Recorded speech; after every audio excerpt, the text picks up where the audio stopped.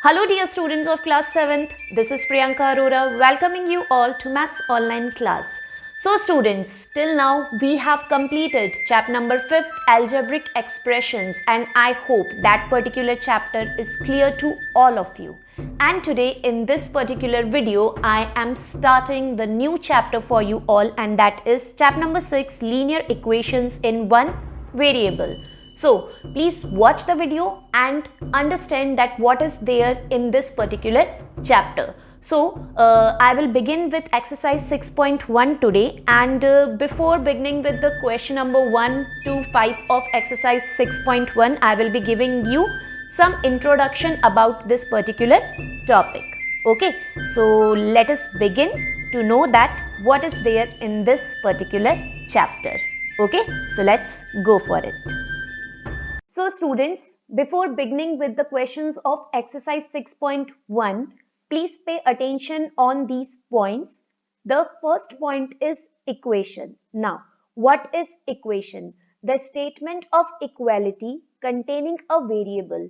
ऐसी statement जिसमें variable होता है, ओके, और एक इक्वल का साइन होता है, ओके, इक्वालिटी का साइन होता है, fine, that is called as an equation.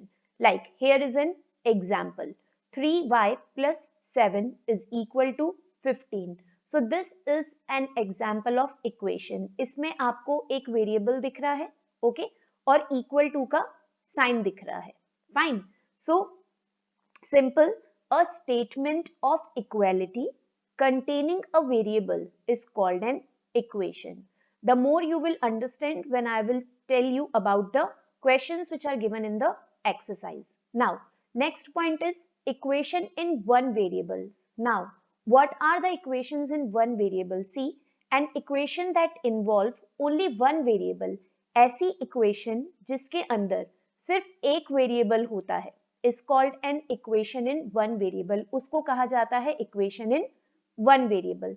Equations in one variable के अंदर students आपको ये ध्यान रखना है, ऐसी variables भी आ सकते हैं जिसके अंदर powers given हो, okay, so that can also be come, fine, so that will also be included in equations in one variable. For example, 3p plus 4p is equal to 5.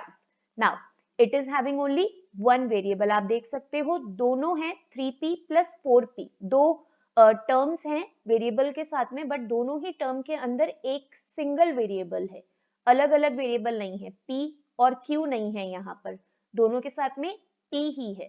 So this is called as the equation in one variable.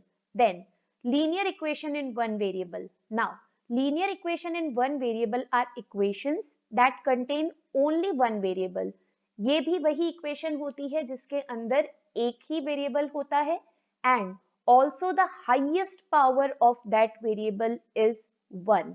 और जो variable इसके अंदर होता है उसकी highest power 1 ही होनी चाहिए, 1 से आगे नहीं जानी चाहिए पावर, फाइन. जैसे कि यहाँ पे देखिए 2x plus 4 is equals to 5x. So this is also having only one variable. एक ही वेरिएबल है, आपको x ही दिख रहा है दोनों तरफ, लेफ्ट हैंड साइड में भी और राइट हैंड साइड में भी, तो एक ही वेरिएबल है दैट इज x और हाईएस्ट पावर जो x की है वो 1 है. यहाँ पर भी आप देखिए x के ऊपर कोई पावर नहीं है और यहाँ पर भी x के ऊपर कोई पावर नहीं है, तो अगर कोई पावर नहीं है दैट मीन्स पावर 1 है, ओके. और इक्वेशन इन वन वेरिएबल में मैंने आपको क्या बताया था, एक ही वेरिएबल होगा यहाँ पर भी, बट उसकी पावर 1 से ज्यादा भी हो सकती है. तो इन दोनों के अंदर एक ही डिफरेंस है, इक्वेशन इन वन वेरिएबल के अंदर पावर 1 से ज्यादा हो सकती है, but linear equation in one variable के अंदर क्या होता है, जो वेरिएबल की पावर होती है वो ओनली 1 होती है, हाईएस्ट पावर 1 की होती है, 1 के बियॉन्ड नहीं जा सकती है, आगे नहीं जा सकती है, okay. So keeping these 3 points in mind we will start question number first of exercise 6.1.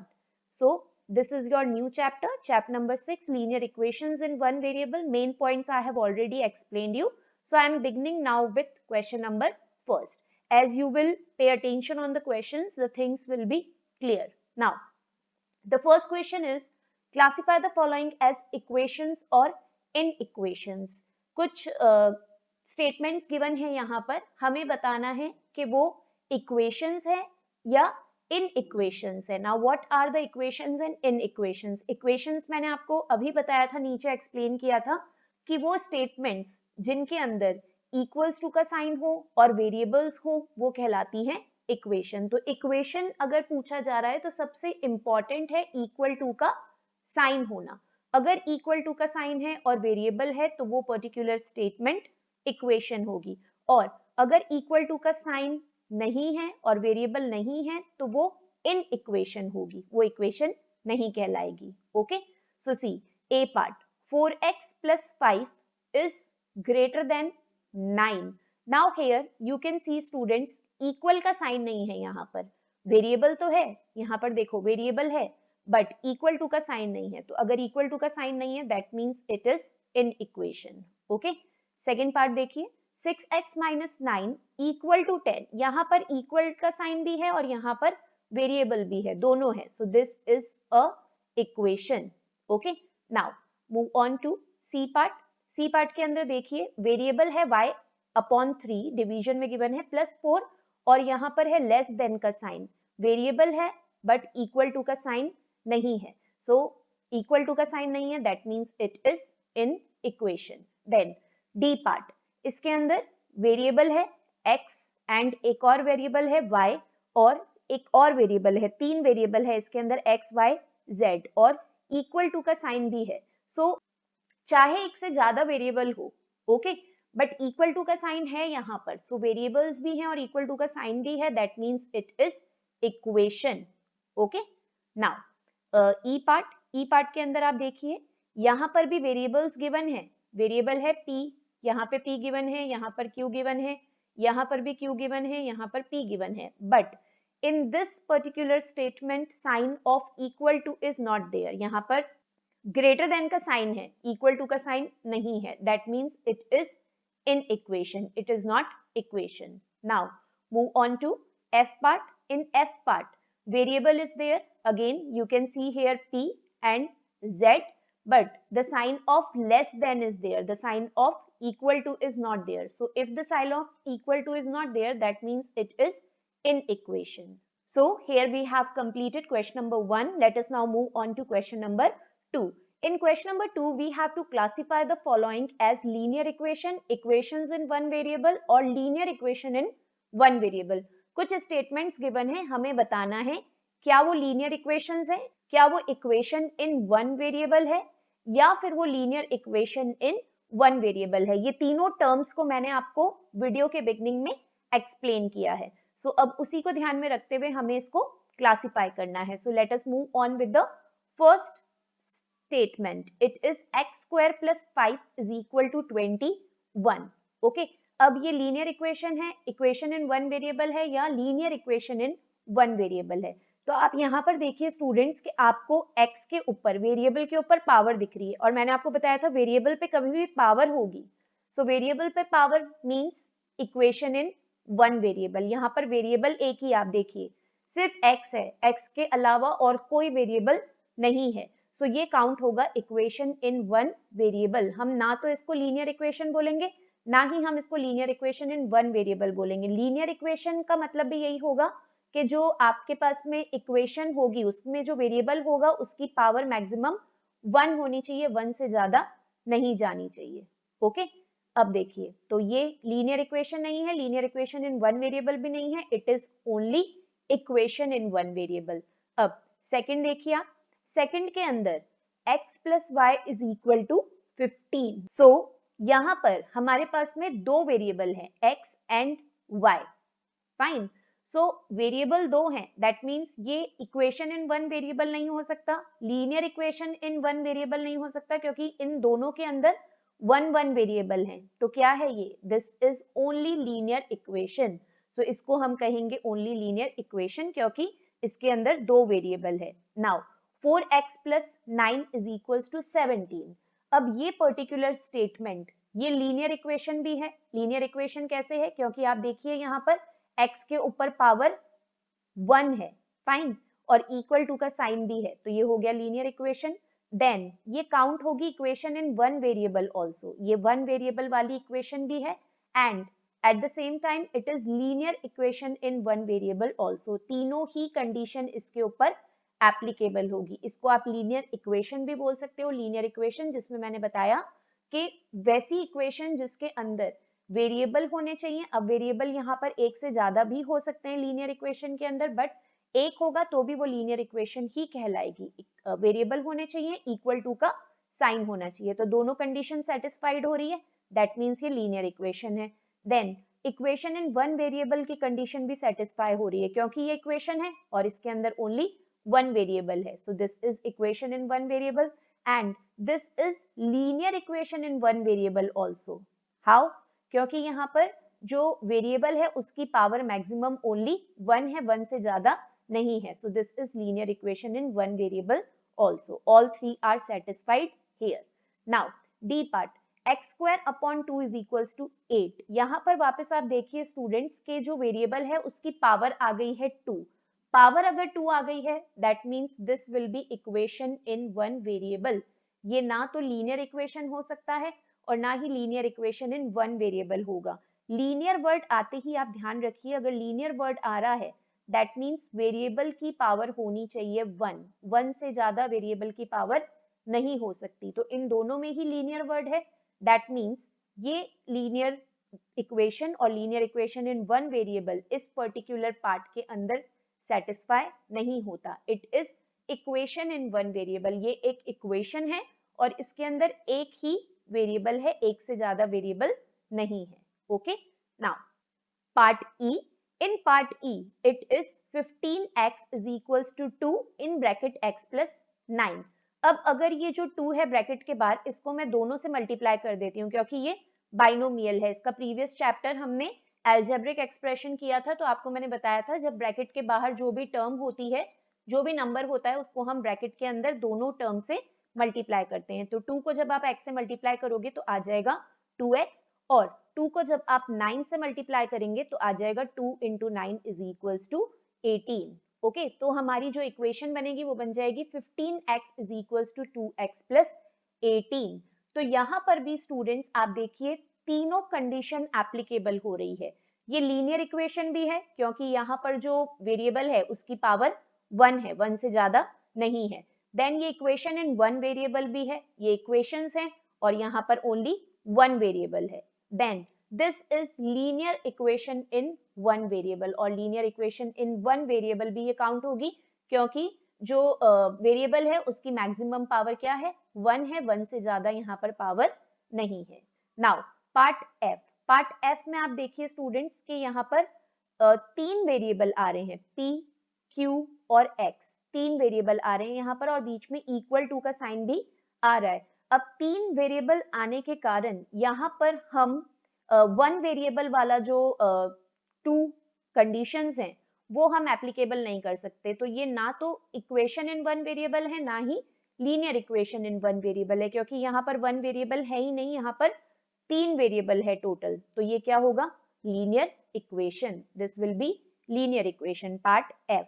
Now part G. Part G में देखिए स्टूडेंट्स, इसमें है 17x minus 1 upon 4 is equal to 4। यहाँ पे नेक्स्ट स्टेप के अंदर आप सामने ही देख सकते हो मैंने 4 को 4 से मल्टीप्लाई कर दिया है, यहाँ पे डिवीजन में है, नेक्स्ट स्टेप में जाके ये मल्टीप्लाई हो जाएगा, तो 4 4 जा हो जाएगा 16। सो 17x minus 1 is equals to 16। यहाँ पर भी तीनों कंडीशन एप्लीकेबल हो रही है। दिस इज लीनियर इक्वेशन, ये लीनियर इक्वेशन है क्योंकि इसके अंदर जो वेरिएबल है उसकी हाईएस्ट पावर है only one. Fine.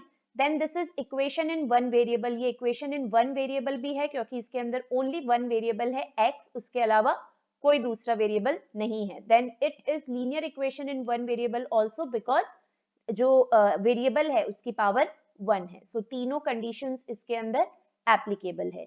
Now part h। सो पार्ट h के अंदर आप देखिए students 15 into x raise to the power 10 minus 1। अब यहाँ पर कभी भी मैंने आपको बताया कि अगर किसी वेरिएबल की पावर वन से ज्यादा आ जाती है तो वन से ज्यादा आते ही वो काउंट होगा इक्वेशन इन वन वेरिएबल। उसको ना हम लीनियर इक्वेशन बोल सकते हैं ना हम linear equation in one variable बोल सकते हैं, बिकॉज लीनियर का वर्ड मतलब ही मैंने आपको बताया, लीनियर वर्ड जैसे ही आ जाए तो आपको समझ जाना है कि वेरिएबल की पावर 1 होनी चाहिए, 1 से ज्यादा नहीं होनी चाहिए। तो यहाँ पर पावर 1 से ज्यादा आ रही है, that means it is equation in one variable, क्योंकि यहाँ पर ओनली 1 वेरिएबल है, 1 से ज्यादा वेरिएबल नहीं है, और वेरिएबल की जो पावर है वो 1 से ज्यादा है। फाइन, 10 है power, so this will be equation in one variable. Now part I के अंदर आप देखिए x plus 2 plus 4x plus 2 is equals to 16x। तो यहाँ पर हम क्या करेंगे, 2 जो है उसका हम एलसीएम ले लेंगे, तो 2 आ जाएगा और न्यूमरेटर ऐड हो जाएगा, तो 4 प्लस 1 हो जाएगा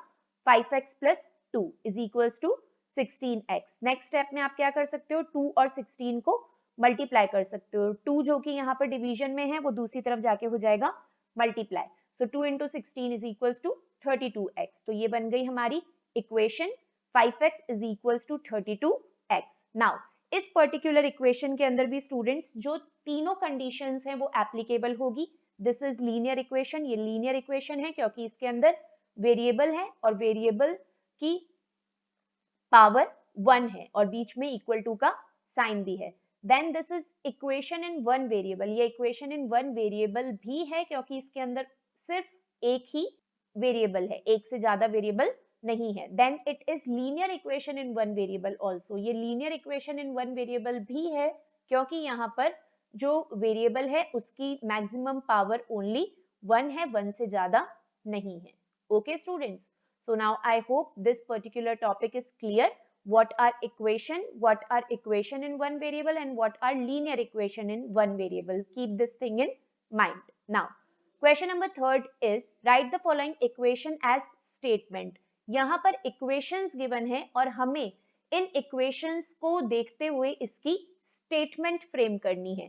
तो आप देखिए बहुत सिंपल है ये, 4x plus 5y is equals to 20। इसको अगर स्टेटमेंट में लिखेंगे तो हम क्या करेंगे, 4 और x के बीच में कोई साइन नहीं है, तो अगर कोई साइन नहीं होगा तो हम उसको मानेंगे मल्टीप्लिकेशन। मल्टीप्लिकेशन का अदर नेम स्टेटमेंट क्रिएट करते हुए हम यूज में लेते हैं टाइम्स। ओके, तो 4x को आप लिख सकते हो 4 times a number x, 4 times a number x। आगे देखिए प्लस का साइन है, तो 4 times a number x, plus को हम बोलेंगे added. Now 4 times a number x is added to what? 4 times a number x को किस में ऐड किया है, तो it is added to 5 times a number y.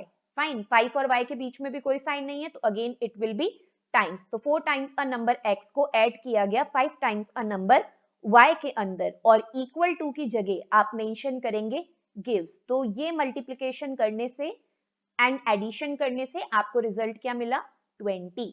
So again pay attention. How to write it? 4 times a number x added to 5 times a number y gives 20. Okay? See, next part. 2x plus 5 is equals to 8. Okay?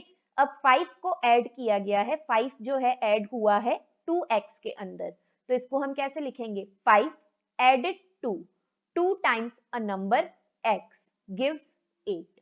Okay? 5 को add किया गया 2 times a number x के अंदर, तो हमारा result आ गया 8। Here x minus 2 is equals to 5, x में से 2 को सब्ट्रैक्ट किया है, x में से 2 को सब्ट्रैक्ट, तो इक्वेशन में आप कैसे लिखेंगे, 2 subtracted from a number x। Okay, 2 subtract हो गया x में से, तो इक्वल टू की जगह आ जाएगा गिव्स, और रिजल्ट क्या आ गया हमारे पास में 5। सो 2 subtracted from a number x gives 5। Next D part, here 3/7 को हम लिख सकते हैं 3/7।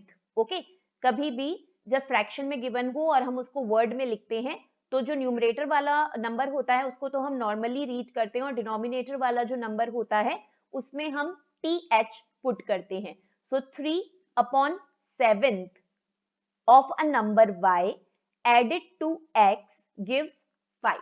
ओके, इस तरीके से इसकी स्टेटमेंट फ्रेम कर सकते हो, नहीं तो आप इसको ऐसे भी कर सकते हो, x is added to 3/7 of a number y to give result as 5। Okay, किसी भी तरीके से आप फ्रेम कर सकते हो, या तो जैसा मैंने यहाँ पे लिखा वैसे ही लिख सकते हो, 3/7 of a number y added to x gives 5। Okay, now e part, it is 6x is equals to 36, that means 6 times a number y is equal to 36। आप gives भी लिख सकते हो या फिर आप is equal to भी लिख सकते हो. So 6 times a number y gives 36. Now F part is y upon 2 is equals to x plus 1. Okay, और हम इसको दूसरी तरीके से लिख सकते हैं, x plus 1 left hand side में ले सकते हैं और y upon 2 हम राइट हैंड साइड में लिख सकते हैं. सो अगर equation x plus 1 is equals to y upon 2 है तो हम इसको कैसे लिखेंगे? 1 added to a number x, 1 को जब हमने ऐड किया नंबर x में, is equal to, तो जो रिजल्ट है वो क्या है? Half of a number y, y का half. Fine. 1 added to a number x is equal to half of a number y. So this is a way to write part F. Now part G, 5x plus 9 is equals to 19. 9 जो है वो 5x में add हुआ है, so 9 added to 5 times a number x gives 19. Fine. Next, H part, 1 upon 3x plus 2 is equals to 4. So 2 added to 1/3 of a number x gives 4. 2 को जब add किया 1/3 of number x में तो हमारे पास result आ गया 4. So simple, 2 added to 1/3 of a number x gives 4. Then next, last F part, 2 times the difference of m and n gives 1. 2 times क्यों लिखा है हमने यहाँ पर? क्योंकि ब्रैकेट और 2 के बीच में कोई साइन नहीं है, तो ब्रैकेट और 2 के बीच में जब कोई साइन नहीं है तो हम इसको मानेंगे sign of multiplication. And as I told you, the sign of multiplication can be written in statement as times. So 2 times the difference, यहाँ पर माइनस का साइन है तो माइनस को हम पढ़ेंगे difference. So 2 times the difference of m and n is equal to 1, or you can say gives 1. Fine. So that was question number 3rd. Now let us move on to question number 4th. यहाँ पर students variables given है, equations given है और variable की एक value given है. हमें जो variable की value given है उसको equation में put करके check करना है कि लेफ्ट हैंड साइड और राइट हैंड साइड इक्वल आ रही है या नहीं आ रही है. अगर लेफ्ट हैंड साइड और राइट हैंड साइड का जो रिजल्ट है वो इक्वल आता है, then that means the given value is the solution of the equation. और अगर दोनों साइड इक्वल नहीं आती है, that means the given value is not the solution of the equation. So one by one we will be solving it. It is first A part, 2x is equals to 30. ये equation given है और यहाँ पे बोला गया है कि जहां भी x आ रहा है उसकी जगह आप 15 पुट करिए. तो देखिए हम x की जगह 15 पुट करेंगे. यहाँ पे 2 और x के बीच में कोई साइन नहीं है, that means the sign of multiplication. तो लेफ्ट हैंड साइड में हम इस x की जगह करेंगे पुट 15. ओके, अब आप मल्टीप्लाई करिए सिंपली, राइट हैंड साइड में 30 का 30 आ जाएगा. नाउ 15 टू आपको पता है होता है 30 और राइट हैंड साइड में ऑलरेडी 30 है. अब आप देखिए दोनों तरफ जो है आंसर 30 आ चुका है. That means left hand side is equal to right hand side. So if both the sides are equal, that means the given value, that is x is equals to 15, is the solution of the given equation. ये जो value given है यहाँ पर x is equals to 15, ये इस equation का solution है. Okay. So in the same way we have to do the remaining parts. Let us move on to part B.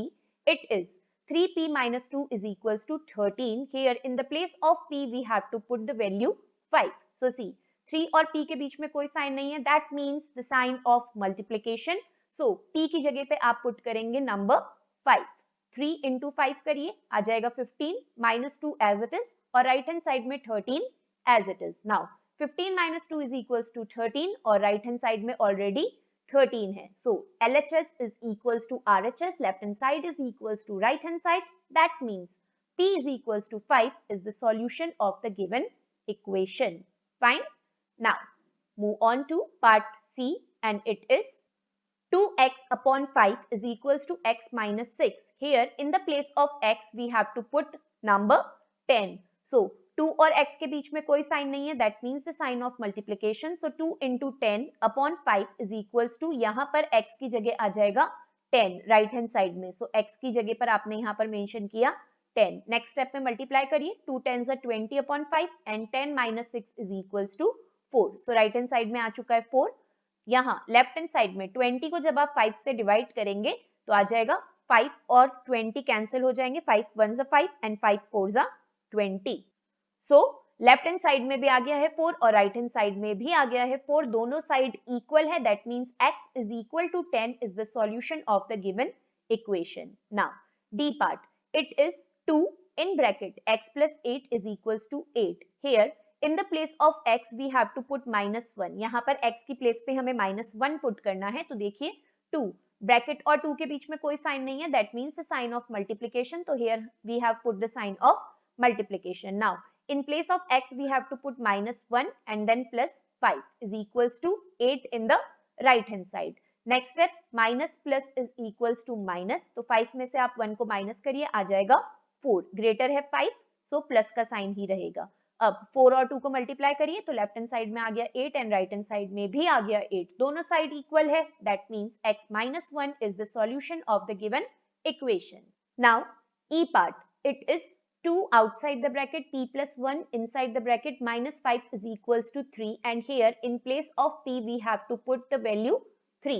तो ब्रैकेट के बाहर 2 आ जाएगा और 2 के बाद में आ जाएगा साइन ऑफ मल्टीप्लिकेशन, p की प्लेस पे आप पुट करेंगे number 3 plus 1 minus 5 is equals to 3.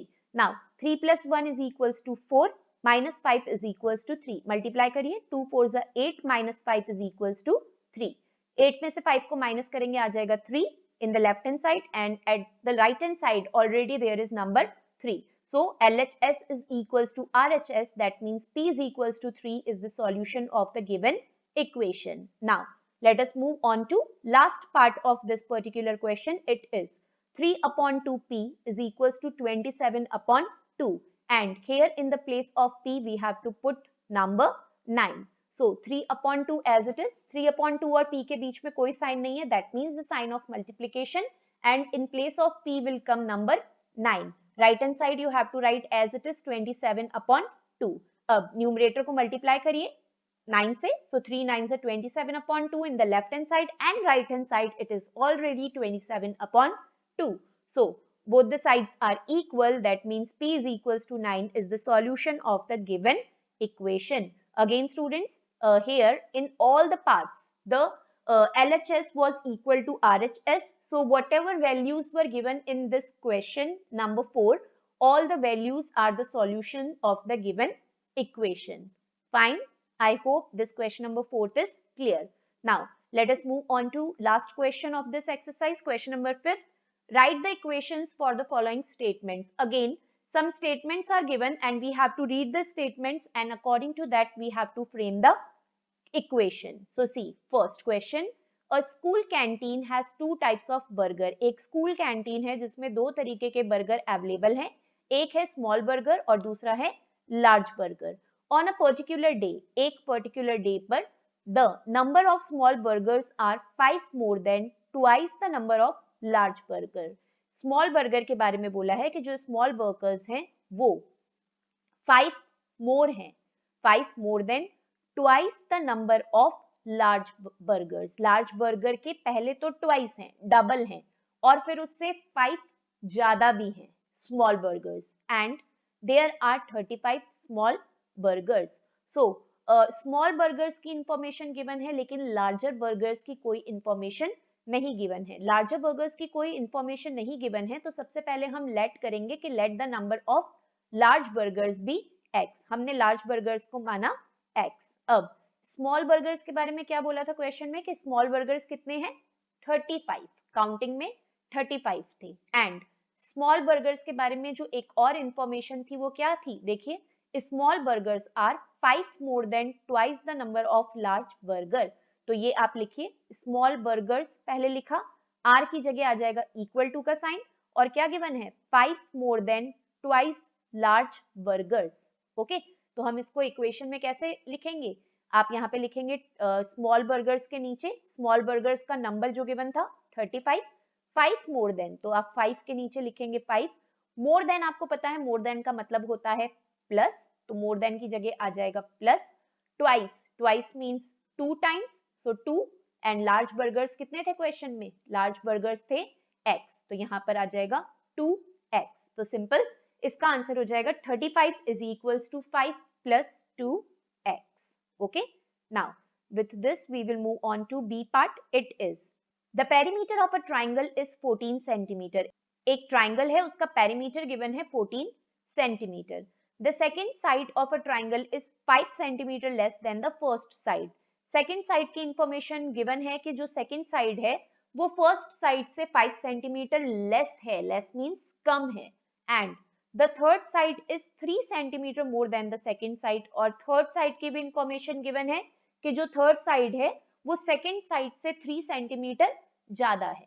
Okay, second side की इंफॉर्मेशन गिवन है यहाँ पर और थर्ड साइड की इंफॉर्मेशन यहाँ पर गिवन है, बट फर्स्ट साइड की कोई इंफॉर्मेशन नहीं गिवन है, ये आप ध्यान रखिएगा क्वेश्चन में। ओके, तो सी how we have to start solving this question.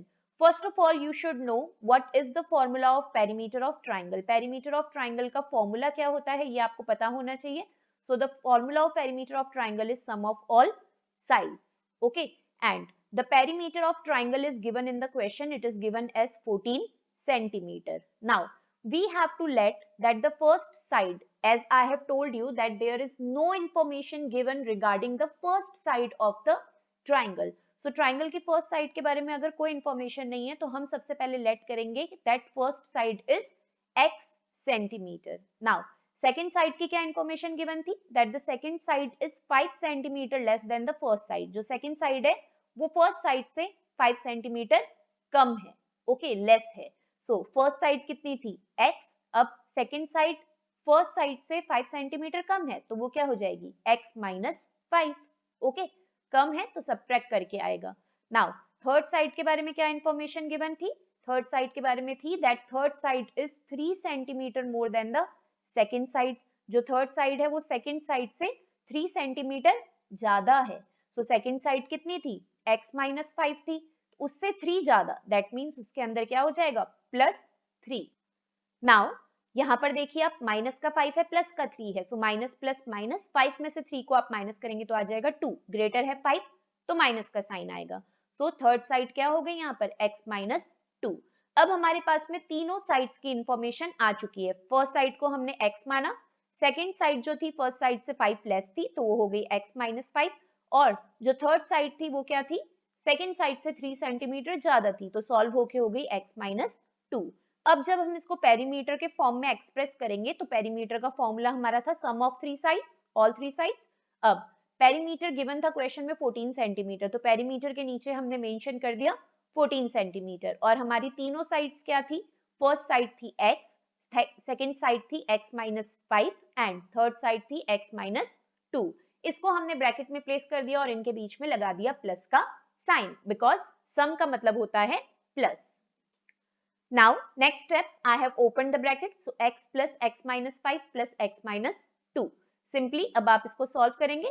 So जो वेरिएबल्स हैं तीनों x, x, x, x, तीनों x के साथ में कोई नंबर नहीं है, that means 1. So 1, 1, 1 is equals to 3x, और यहाँ पर माइनस का 5 और माइनस का 2 दोनों कांस्टेंट है, इसको आप ऐड करिए, minus minus plus but sign minus, so 5 plus 2 is equals to 7, sign आएगा माइनस का, और 14 के नीचे 14 as it is, तो आंसर हो जाएगा हमारा 14 centimetre is equals to 3x minus 7 centimetre. हमें इसको फर्दर सॉल्व नहीं करना है क्योंकि क्वेश्चन में सिर्फ हमें बोला गया था इक्वेशन फ्रेम करिए, तो हमने इक्वेशन फ्रेम कर दी। Now see part is the sum of 3 consecutive integers is 18. The word consecutive means the numbers which comes one after the other. वो numbers जो एक के बाद एक आते हैं, like आप कोई भी नंबर्स इसमें ले सकते हैं, लाइक अगर मैं 1 से स्टार्ट कर रही हूँ तो 1 के और दो कॉन्जिक्यूटिव नंबर क्या होंगे 2, 3। अगर मैं 17 से स्टार्ट कर रही हूँ तो 17 के 2 मोर कॉन्जिक्यूटिव नंबर क्या होंगे 18 एंड 19। सो ये जो 3 नंबर्स हैं ये 3 कॉन्जिक्यूटिव नंबर हो गए 17, 18, 19। तो उसी तरीके से हमें यहाँ पर क्या करने हैं, हमें 3 कॉन्जिक्यूटिव नंबर लेने हैं और उनका सम क्या होगा 18। तो कभी भी अगर 3 कॉन्जिक्यूटिव नंबर्स हमें लेने हैं, इंटीजर्स हमें लेने हैं, तो उसके लिए हम कैसे लेते हैं, let the 3 consecutive integers are, पहला हम लेंगे x, तो दूसरा क्या हो जाएगा x plus 1 और तीसरा क्या हो जाएगा x plus 2। लाइक अगर मैं 1, 2, 3 की बात करती हूँ तो अगर फर्स्ट हमने लिया 1 तो दूसरा निकालने के लिए आप क्या करोगे 1 में 1 को ऐड करोगे, और तीसरा निकालने के लिए आप क्या करोगे 1 में 2 को ऐड करोगे। तो 1 में जब आप 1 को ऐड करोगे तो दूसरा कॉन्जिक्यूटिव नंबर आ जाएगा 2, और 1 में जब आप 2 को ऐड करोगे तो तीसरा कॉन्जिक्यूटिव नंबर आ जाएगा 2 plus 1 is equals to 3। तो अगर हम इसको इक्वेशन के फॉर्म में लिखते हैं तो हम कैसे लिखते हैं, term by term, x first, दूसरा x+1 और तीसरा x+2। क्वेश्चन में बोला था सम, इनका सम है 18, तो सम मतलब कॉमा और एंड की जगह आ जाएगा प्लस का साइन, सो x plus x+1 plus x+2। तो ये जो हमने तीनों टर्म्स ली थी इनके बीच में मैंने प्लेस कर दिया है प्लस का साइन, क्योंकि क्वेश्चन में सम लिखा था और इसका सम कितना गिवन था क्वेश्चन में, 18, तो हमने यहाँ पे लिख दिया 18। Now next step, simply add the variables, so x plus x is equals to 3x, और कांस्टेंट को ऐड करिए, यहाँ पर 1 और यहाँ पर 2, so 1 और 2 को ऐड करके आ जाएगा 3, so आंसर हो जाएगा 3x plus 3 is equals to 18। now last part, that is part D. part D is, students, Pratibha is 20 years old. प्रतिभा की एज है 20 years and Ranjan's age is 3/5 of Pratibha's age, और रंजन की जो एज है वो प्रतिभा की एज की 3/5 है। So we have to find here actually the age of Ranjan, हमें रंजन की एज यहाँ पर फाइंड आउट करनी है। क्वेश्चन में गिवन नहीं है कंप्लीट स्टेटमेंट यहाँ पर, बट प्रतिभा की इंफॉर्मेशन गिवन है कि प्रतिभा 20 इयर्स की, और रंजन के बारे में इन्होंने इंफॉर्मेशन दे दिया है 3/5 है रंजन की एज प्रतिभा की एज की, तो हमें यहाँ पर रंजन की एज फाइंड आउट करनी है। सो सी, प्रतिभा's age is equals to 20 years which is given in the question. Ranjan की एज हमें फाइंड आउट करनी है, हमें नहीं पता कि रंजन की एज क्या है, तो we will consider that Ranjan's age be x, हम मानेंगे कि रंजन की एज क्या है, x इयर्स। नाउ क्या इंफॉर्मेशन गिवन थी, that Ranjan's age is equal to 3/5 of प्रतिभा's एज, रंजन की एज प्रतिभा की एज की 3/5 है, तो रंजन की एज को हमने क्या लिया था क्वेश्चन में, x कंसिडर किया था, तो रंजन की एज के नीचे आप मेंशन कर देंगे x। 3/5 को हम कैसे लिखेंगे, फ्रैक्शन में 3/5, ऑफ का ऑफ, और प्रतिभा की एज कितनी थी 20। अब ऑफ आपको पता है ऑफ क्या होता है, मल्टीप्लीकेशन, तो ये हो जाएगा 3/5 मल्टीप्लाई 20 इयर्स, इक्वेशन बन जाएगी x is equals to 3/5 into 20 years. We will not solve it because it is written in the question to frame only the equation, not to find the answer. Okay, students? So students, here I have given you the explanation of all the 5 questions of exercise 6.1, and I hope that all these 5 questions are clear to you. If suppose any particular question is not clear to you, then I request you to please watch the explanation of that particular question again. And still, if you find difficulty, then feel free to ask me in the live class of maths. Okay, students?